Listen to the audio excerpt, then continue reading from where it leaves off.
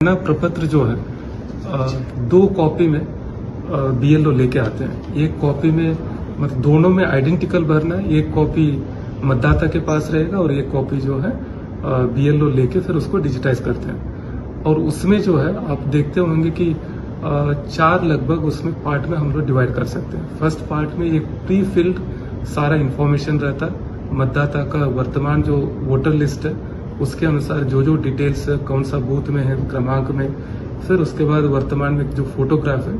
और अगर वो फोटोग्राफ क्लियर नहीं है तो मतदाता से अनुरोध है कि वर्तमान कलर क्लियर फोटोग्राफ उसमें लगा के दे दें। फिर उसके बाद सेकंड में जो आता है, जो मोस्ट इम्पोर्टेंट जो है, वो एसआईआर का लास्ट एसआईआर वोटर लिस्ट के साथ मैपिंग।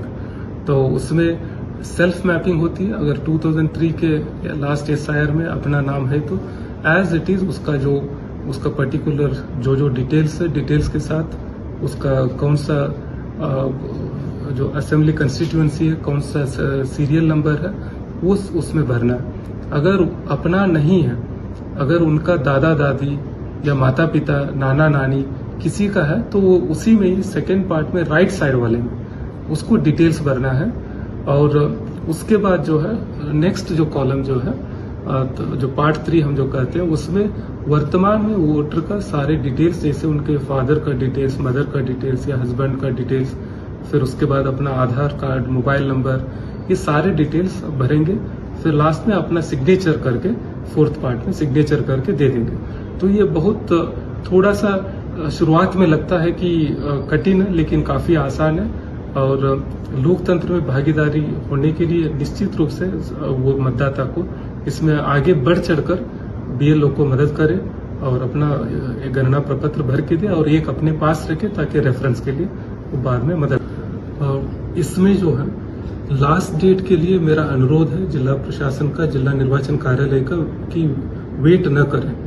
वैसे है 29 जो हमारे जुलाई तक जो है हम लोगों को इसको सारे डेटा को अपलोड करना, लेकिन तब तक वेट नहीं करें क्योंकि डिजिटाइजेशन करने के लिए भी काफी समय लगती है। तो अगले 3-4 दिन में जिला प्रशासन का अनुरोध है कि सभी अपना गणना प्रपत्र भर के दे दें। अगर इनकेस आप भर के नहीं देंगे तो ड्राफ्ट वोटर लिस्ट में नाम नहीं आएगा, तो फिर उसके बाद फाइनल में भी नहीं आएगा। फिर आने वाले समय में आपको जो समस्याएं उत्पन्न निश्चित रूप से होगी। तो इसीलिए हर एक मतदाता को इंश्योर करना कि ड्राफ्ट वोटर लिस्ट में अपना नाम आ जाए, उसके लिए गणना प्रपत्र भर के दें। ऑनलाइन भरने का भी प्रावधान है, तो उसमें आपका जो आधार बेस्ड ई सिग्नेचर जो है करके आप लोग भर सकते हो। उसमें पहले रजिस्ट्रेशन करना पड़ता है अपने मोबाइल नंबर और ई-पिक से।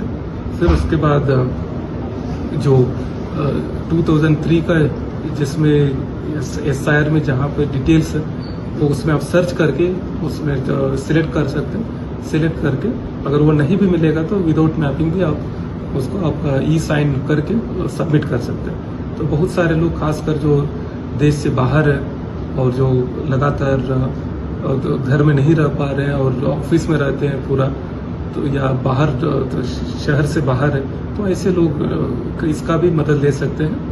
और बहुत आसान है, 5 से 10 मिनट में उसको आप अपलोड कर सकते हैं। तो ऑनलाइन भरने के बाद की भी कोई प्रक्रिया है? नहीं, ऑनलाइन भर गए तो डिजिटाइज भी हो गया।